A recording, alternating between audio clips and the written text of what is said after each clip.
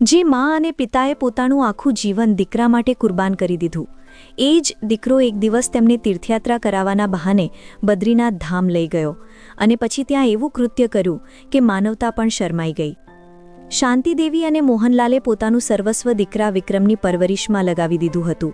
પોતાની ભૂખ, પોતાની ઊંઘ અને પોતાના બધા સપનાઓનો ત્યાગ કરી દીધો, જેથી તેમનો દીકરો પોતાનું દરેક સ્વપ્ન પૂરું કરી શકે. ખેતરમાં મજૂરી કરીને તેમણે દીકરાને ભણાવ્યો, દાગીના વેચીને તેની ફી ભરી અને પોતે ફાટેલા કપડામાં રહીને પણ તેને સારા કપડાં પહેરાવ્યા. માતા પિતાનું દિલ તો બસ એક જ સ્વપ્ન જોતું હતું, મારો દીકરો મોટો માણસ બને. અને ખરેખર વિક્રમ મોટો માણસ બની પણ ગયો. પણ જ્યારે વિક્રમ મોટો થયો, પૈસા અને પ્રસિદ્ધિ મળી, ત્યારે માતા પિતા ધીમે ધીમે તેના માટે બોજ બની ગયા. શહેરમાં રહેતી તેની પત્ની પ્રિયા અવારનવાર કહેતી, ઘર નાનું છે, ખર્ચો મોટો છે, ઉપરથી તમારા મમ્મી પપ્પા, ક્યાં સુધી આપણે એમને ઢોળતા રહીશું? વિક્રમ ક્યારેક ચૂપ થઈ જતો તો ક્યારેક હળવા ગુસ્સામાં કહી દેતો, મા અને પિતાજી તમે થોડું સંભાળીને રહો, કેમ દર વખતે બીમાર પડી જાઓ છો? શાંતિદેવી અને મોહનલાલ બધું સાંભળતા, પણ હોઠ પર ફરિયાદનો એક શબ્દ પણ નહોતા લાવતા. તેમના માટે તો દીકરાના ઘરની દહેલી જ મંદિર હતી. દિવસો વીતતા ગયા. પ્રિયાના મહેણા ટોણાએ ધીમે ધીમે વિક્રમના મનમાં જગ્યા બનાવી લીધી. તેણે વિચારવાનું શરૂ કરી દીધું. પ્રિયા સાચું કહે છે, મા અને પિતાજી હવે બોજ બની ગયા છે. જો તેઓ ન હોય તો ઘરમાં શાંતિ રહે. અને પછી એક દિવસ તેણે નક્કી કરી લીધું કે માતા પિતાથી છુટકારો મેળવવો જ પડશે. પરંતુ આ કામ સરળ નહોતું. ગામના માતા પિતાને સીધે બહાર કાઢવા એ લોકોની નજરમાં સારું ન લાગે. એટલે તેણે એક યોજના બનાવી. તેણે મા અને પિતાજીને કહ્યું, મા, પિતાજી, તમારી વર્ષોની ઈચ્છા પૂરી કરવાનો સમય આવી ગયો છે. હું તમને બાબા બદ્રીનાથ ધામના દર્શન કરાવવા લઈ જઈશ. આ સાંભળીને શાંતિદેવી અને મોહનલાલની આંખોમાંથી આંસુ વહી નીકળ્યા. તેમણે દીકરાનો ચહેરો પકડીને આશીર્વાદ આપ્યો, ભોલેનાથ તને લાંબી ઉંમર આપે બેટા, તે અમારી જિંદગીનું સૌથી મોટું સ્વપ્ન પૂરું કરી દીધું. રાતભર તેમણે પોતાની સૌથી સારી સાડી અને ધોતી કાઢીને રાખી. પોટલીમાં જૂના બીલીપત્ર, થોડા ચોખા અને તે માળા રાખી, જે વર્ષોથી ભગવાનને અર્પણ કરવાનું વિચારી રહ્યા હતા. તેમના હોઠ પર બસ એક જ વાત હતી, બદ્રીનાથના દરબારમાં જઈશું, જીવન સફળ થઈ જશે. સવારે કારમાં બેસતા શાંતિદેવીએ આકાશ તરફ જોયું અને બબડા, ધન્યવાદ ભોલે, તે અમારી સાંભળી લીધી.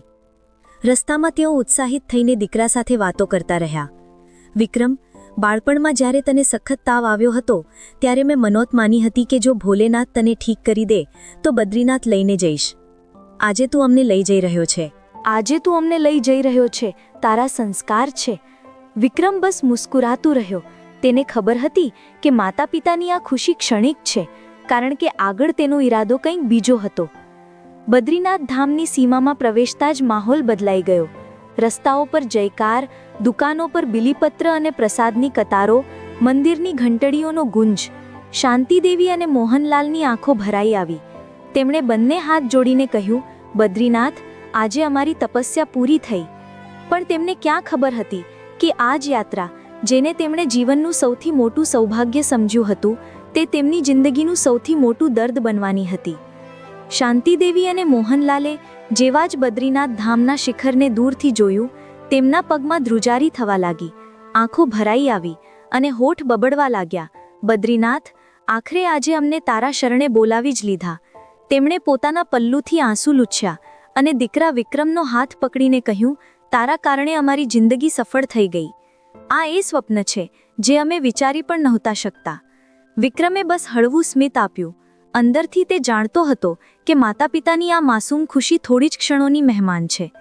પત્ની પ્રિયાના મહેણા ટૂણાએ તેના દિલને એટલું કઠોર બનાવી દીધું હતું કે તેને માતા પિતાની આંખોની ચમક પણ હવે બોજ લાગવા લાગી હતી. મંદિર પરિસરમાં પહોંચીને શાંતિદેવી અને મોહનલાલ ભીડની વચ્ચે કોઈ બાળકની જેમ ચારે તરફ જોવા લાગ્યા. બીલીપત્રની દુકાનો પર ઊભા રહ્યા. ગંગાજળની નાની બોટલો હાથમાં ઉઠાવી અને દરેક ભક્તને જોઈને બોલ્યા, કેટલું પુણ્ય છે આ જગ્યાનું, આજે તો અમારી આત્મા તૃપ્ત થઈ ગઈ. ભીડ ખૂબ હતી એટલે વિક્રમે માતા પિતાને કહ્યું, મા અને પિતાજી, તમે અહીં આ વિશ્રામાલયના પગથિયા પર બેસી જાઓ, હું પ્રસાદ અને પૂજાની પરચો લઈને આવું છું. ભીડમાં તમે થાકી જશો. શાંતિદેવી અને મોહનલાલે દીકરાની વાત પર આંખ બંધ કરીને ભરોસો કર્યો. તેઓ ધીમે ધીમે પગથિયા પર બેસી ગયા. બંને હાથ જોડીને મંદિર તરફ જોવા લાગ્યા. ચહેરા પર સંતોષ અને આંખોમાં આસ્થા હતી. તેમણે મનોમન કહ્યું, બાબા, જ્યાં સુધી દીકરો પાછો ન આવે, હું તારું નામ જપતી રહીશ. પણ સમય વીતવા લાગ્યો. અડધો કલાક, પછી 1 કલાક, પછી 2 કલાક.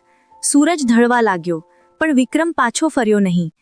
શાંતિદેવી અને મોહનલાલ બેચેન થઈને આજુબાજુ જોવા લાગ્યા. આવતા જતા દરેક ચહેરામાં તેમને દીકરાનો ચહેરો નજર આવતો. ક્યારેક કોઈ યુવક પાસેથી પસાર થતો તો તેઓ વિચારતા, આ જ હશે અમારો વિક્રમ. પણ દર વખતે તેમની આશા તૂટી જતી. ધીમે ધીમે તેમના દિલમાં શંકાની એક ચિનગારી ઉઠી. ક્યાંક વિક્રમ અમને છોડીને તો નથી ચાલ્યો ગયો? આ વિચાર આવતા જ તેમના આખા શરીરમાં ધ્રુજારી દોડી ગઈ. પણ બીજા જ પળે તેમણે પોતાને સમજાવ્યા, ના, અમારો દીકરો આવું ન કરી શકે. અમે અમારું લોહી પીવડાવીને તેને મોટો કર્યો છે. તે અમને એકલા કેવી રીતે છોડી શકે? રાત ઉતરી આવી હતી. મંદિરના શિખર પર દીવા પ્રગટી ઉઠ્યા. શ્રદ્ધાળુઓ પાછા ફરવા લાગ્યા. શાંતિદેવી અને મોહનલાલ હજુ પણ થાકીને તે જ પગથિયા પર બેઠા હતા. ભૂખથી પેટ બળી રહ્યું હતું. પગ શૂન્ય થઈ રહ્યા હતા. પણ દિલ બસ એક જ વાત પર અટક્યું હતું, અમારો દીકરો આવશે, જરૂર આવશે.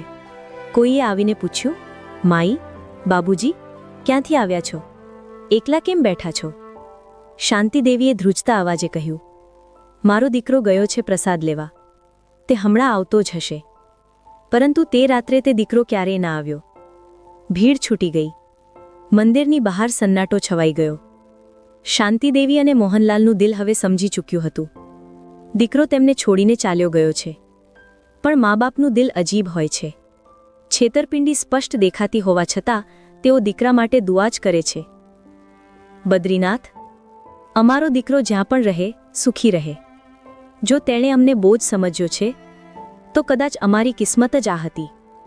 આંખોમાંથી વહેતા આંસુઓની વચ્ચે તેમણે બાબાધામના શિખર તરફ જોયું અને ધીમા સ્વરે બોલ્યા, હવે અમારી જિંદગી તારા હવાલે બાબા. બદ્રીનાથની એ રાત તે દિવસે અસામાન્ય રીતે ઠંડી હતી. મંદિર પરિસરની બહાર ધીમે ધીમે ભીડ છૂટી ગઈ હતી. જે શ્રદ્ધાળુઓ દૂર દૂરથી આવ્યા હતા, તેઓ પોતપોતાના ઠેકાણે પાછા ફરી રહ્યા હતા. ઘંટડીઓનો ગુંજ થમી ચૂક્યો હતો અને આખા વાતાવરણમાં એક અજીબ સન્નાટો ભરાઈ ગયો હતો. પગથિયા પર બેઠેલા શાંતિદેવી અને મોહનલાલ હવે પથ્થરની મૂર્તિ જેવા લાગતા હતા. આંખોમાંથી આંસુ વહીને સુકાઈ ચૂક્યા હતા. ગળું બેસી ગયું હતું અને મનમાં માત્ર એક જ સવાલ વારંવાર ઉઠી રહ્યો હતો, શું ખરેખર અમારો દીકરો અમને છોડી ગયો? પણ જેમ જેમ રાત ઘેરી થતી ગઈ, આ વાત જાણે તૂટીને કાચની જેમ તેમના દિલને લોહીલુહાણ કરવા લાગી. ધીમે ધીમે મંદિરના પગથિયા પર ભટકતા કૂતરા, દૂર ક્યાંક અગ્નિ પ્રગટાવીને બેઠેલા કેટલાક ભિખારી અને વચ્ચે વચ્ચે પૂજારીની ધીમી અવાજો જ સાથી રહી ગઈ. થાકીને શાંતિદેવી અને મોહનલાલ મંદિરના પગથિયા પર જ સૂઈ ગયા. આકાશ તરફ જોતા તેમણે કહ્યું, બાબા, જ્યારે મેં વિક્રમને જન્મ આપ્યો હતો, ત્યારે વિચાર્યું પણ નહોતું કે એક દિવસ તેનો પ્રેમ આમ ખતમ થઈ જશે. પણ હું તને છોડીને નહીં જાઉં. જો દીકરો અમારો સાથ નહીં આપે, તો હવે તું જ અમારો સહારો છે. રાતના ત્રીજા પહોરે અચાનક તેમના આંચળ પર કોઈએ હળવા હાથથી સ્પર્શ કર્યો. માઈ, બાબુજી, તમે અહીં એકલા કેમ બેઠા છો? આ અવાજ એક મંદિરના પૂજારીનો હતો, જે મોડી રાત્રે પોતાના રૂમ તરફ પાછા ફરી રહ્યા હતા. શાંતિદેવીએ ધ્રુજતા કહ્યું, અમારો દીકરો, તે ગયો છે પ્રસાદ લેવા, હમણાં આવશે. પૂજારીએ તેમની હાલત જોઈ અને તરત સમજી ગયો કે આ કોઈ સામાન્ય પરિસ્થિતિ નથી. ત્યારે જ પાસે ઊભેલી એક સમાજસેવી મહિલા મીરા પણ ત્યાંથી પસાર થઈ. તેણે જ્યારે વૃદ્ધ માતા પિતાની આંખોમાંથી વહેતા આંસુ અને ધ્રુજતા હાથ જોયા તો તેનું દિલ પીગળી ગયું. મીરાએ ધીમેથી તેમના ખભા પર હાથ મૂક્યો. માં, બાપુજી, જિંદગી કોઈ એક માણસના સહારે નથી અટકતી. જેણે તમે પોતાનું બધું માનતા હતા, તેણે જ છોડી દીધા. હવે ભગવાને તમને બીજો રસ્તો બતાવવા માટે અહીં મોકલ્યા છે. શાંતિદેવીએ તેની તરફ જોયું. તેમના ચહેરા પર અગણિત કરચલીઓ હતી, પણ અંદરથી એક દૃઢતા દેખાઈ રહી હતી. તેમણે ધીમા સ્વરે કહ્યું, દીકરી, સાચું કહું તો હવે અમે કોઈના પર બોજ બનવા નથી માંગતા. અમે અમારા હાથોથી કમાઈને જીવવા માંગીએ છીએ. બસ ભગવાનનું નામ અમારી સાથે રહે. અહીંથી જ તેમની નવી યાત્રાની શરૂઆત થઈ. મીરા અને પૂજારીએ મળીને તેમને મંદિરની બહાર નાની જગ્યા અપાવી દીધી. એક જૂની ટોકરી અને કેટલાક ફૂલ લઈને શાંતિદેવી અને મોહનલાલે બાબા બદ્રીનાથના દરવાજા પર ફૂલ વેચવાનું કામ શરૂ કર્યું. પહેલા દિવસે જ તેમની ખચકાટ સ્પષ્ટ દેખાઈ રહી હતી. ધ્રુજતા હાથોથી તેઓ બીલીપત્ર અને ફૂલોની માળા સજાવતા અને શ્રદ્ધાળુઓને કહેતા, બાબા માટે બીલીપત્ર લઈ લો, બાબા આશીર્વાદ આપશે. લોકો તેમના ચહેરાની માસૂમિયત અને આંખોની સચ્ચાઈ જોઈને ઊભા રહી જતા. કોઈ તેમની પાસેથી ફૂલ લેતું તો કોઈ લીધા વિના પણ તેમના પગ સ્પર્શીને આશીર્વાદ માંગતું. ધીમે ધીમે શ્રદ્ધાળુઓમાં આ વાત ફેલાઈ ગઈ. માતા પિતા પાસેથી ફૂલ લો, તેમનો આશીર્વાદ સાથે મળશે. દિવસો વીતતા ગયા. નાનું કામ હવે ચાલવા લાગ્યું. તેમની દુકાન પહેલા ટોકરીથી વધીને એક નાની મેજ સુધી પહોંચી. પછી દુકાનનું રૂપ લેવા લાગી. હવે શાંતિદેવી અને મોહનલાલ દરરોજ સવારે જાતે ફૂલ સજાવતા, સાફ સુથરા કપડાં પહેરતા અને દુકાન પર બેસી જતા. તેમના ચહેરા પર દુઃખની છાયા ધીમે ધીમે મટી રહી હતી. એક દિવસ મીરાએ હસીને કહ્યું, મા બાપુજી, જુઓ બાબાએ તમને કેટલી મોટી ભેટ આપી છે. જેણે તમને છોડ્યા હતા તેણે તો વિચાર્યું પણ નહીં હોય કે તમે એક દિવસ આટલા મજબૂત બની જશો. શાંતિદેવીની આંખો ભરાઈ આવી. તેમણે આકાશ તરફ જોયું અને બબડ્યા, સાચું કહ્યું બેટી, દીકરાએ અમને બોધ સમજવા માટે છોડ્યા, પણ બાબાએ અમને સહારો આપ્યો. હવે આ ફૂલ જ અમારું જીવન છે અને આ જ અમારી ઓળખ. સમયની સાથે તેમની દુકાન મંદિરની સૌથી પ્રસિદ્ધ ફૂલની દુકાન બની ગઈ. લોકો દૂર દૂરથી માત્ર મા બાપ પાસેથી ફૂલ લેવા આવતા. કોઈ કહેતું, માઈ બાબુજીનો આશીર્વાદ લાગે છે, તો કોઈ કહેતું, એમની પાસેથી લીધેલું ફૂલ સીધું બાબા સુધી પહોંચે છે. હવે તેમની પાસે માત્ર સન્માન જ નહોતું, પણ પૈસાની પણ કોઈ કમી નહોતી રહી. લાખો રૂપિયા સુધી તેમની દુકાનમાંથી કમાણી થવા લાગી. પણ પૈસા કરતાં તેમને એ વાતની વધારે ખુશી હતી કે હવે તેઓ કોઈના પર નિર્ભર નહોતા. માતા પિતાના ચહેરા પર હવે દર્દ નહીં, પણ સંતોષ અને આત્મવિશ્વાસ હતો. તેઓ અવારનવાર શ્રદ્ધાળુઓથી કહેતા, બાબા બદ્રીનાથની નગરીમાં જે પણ આવે છે ખાલી હાથે નથી જતો. અમને દીકરો છોડી ગયો હતો, પણ બાબાએ અમને નવો પરિવાર આપી દીધો. ભીડભાડવાળા તે મંદિરની બહાર ફૂલોની સુગંધ અને શ્રદ્ધાના ગીતોની વચ્ચે શાંતિદેવી અને મોહનલાલ હવે કોઈ મંદિર પર છોડાયેલા માતા પિતાની નહીં, પણ એક આત્મનિર્ભર માતા પિતાની ઓળખ બની ચૂક્યા હતા. વર્ષો વીતી ગયા. બદ્રીનાથની ગલીઓમાં હવે એક નામ દરેકની જીભ પર હતું, શાંતિદેવીની ફૂલોની દુકાન. બાબા બદ્રીનાથના મંદિરમાં આવનારો દરેક શ્રદ્ધાળુ જાણે ત્યાંથી ફૂલ લીધા વિના દર્શન અધૂરા સમજતો. વૃદ્ધ શાંતિદેવી અને મોહનલાલ હવે માત્ર ફૂલ નહોતા વેચતા, પણ દરેક ફૂલની સાથે આશીર્વાદ પણ આપતા હતા. જે હાથોએ ક્યારેક દીકરા માટે રોટલીઓ શેકી હતી, એ જ હાથ હવે લોકોના કપાળ પર દુઆ માટે ઉઠતા હતા. સમયે તેમના ઘાને ભર્યા તો નહીં, પણ તેમને એટલા મજબૂત જરૂર બનાવી દીધા હતા કે હવે તેઓ કોઈના પર નિર્ભર નહોતા. તેમના ચહેરા પર સંતોષની ચમક હતી, આંખોમાં દ્રઢતા અને અવાજમાં વિશ્વાસ. આ જ વચ્ચે એક દિવસ મંદિર પરિસરમાં ભીડમાં અચાનક એક ચહેરો દેખાયો, વિક્રમ. તેના ચહેરા પર એ જ તેજ હતું, પણ હવે થાક અને પરેશાનીની ઊંડી રેખાઓ સ્પષ્ટ દેખાઈ રહી હતી. તે પોતાના જીવનના સૌથી મુશ્કેલ દોરમાંથી પસાર થઈ રહ્યો હતો. જેવી તેની નજર ફૂલોની દુકાન પર બેઠેલા માતા પિતા પર પડી, તેના પગ થંભી ગયા. તે ત્યાં જ પથ્થર બનીને ઊભો રહી ગયો. આ એ જ માતા પિતા હતા જેમને તેણે બોજ સમજ્યા હતા, તીર્થયાત્રાના બહાને અહીં છોડી ગયો હતો. પણ આજે એ જ માતા પિતા મંદિરની બહાર સન્માનની મૂર્તિ બની ચૂક્યા હતા. આંખોમાંથી આંસુ વહી નીકળ્યા. તે દોડીને માતા પિતાના પગમાં પડી ગયો અને ધ્રુસકે ધ્રુસકે રડવા લાગ્યો, મા પિતાજી, મને માફ કરી દો. મેં બહુ મોટું પાપ કર્યો. મેં તમને દગો દીધો, તમને છોડ્યા, અને આજે જુઓ મારી હાલત. કૃપા કરીને મારી સાથે ચાલો માં, હું તમને ઘેર લઈ જવા માંગુ છું. આસપાસ ઊભેલા શ્રદ્ધાળુઓ આ દ્રશ્ય જોઈને સ્તબ્ધ રહી ગયા. બધાની નજર માતા પિતા પર ટકી ગઈ.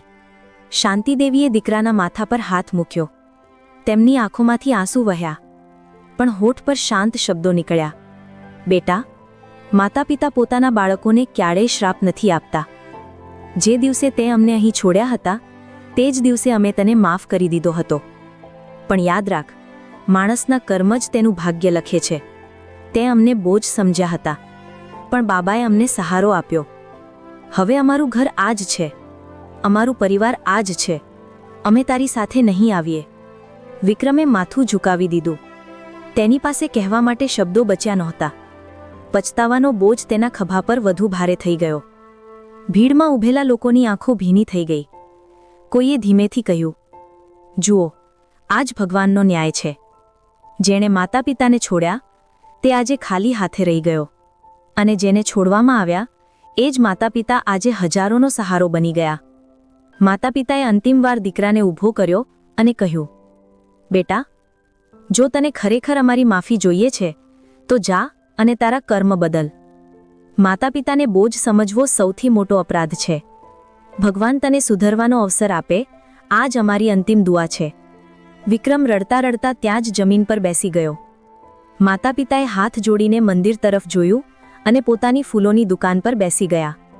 તેમના ચહેરા પર હવે કોઈ છોડી દેવાયેલા માણસનું દર્દ નહોતું, પણ તે માતા પિતાનું ગર્વ હતું, જે પોતાના ત્યાગ અને આત્મનિર્ભરતાથી સમાજને શીખવી રહ્યા હતા કે માતા પિતાને ક્યારેય બોજ ન સમજો.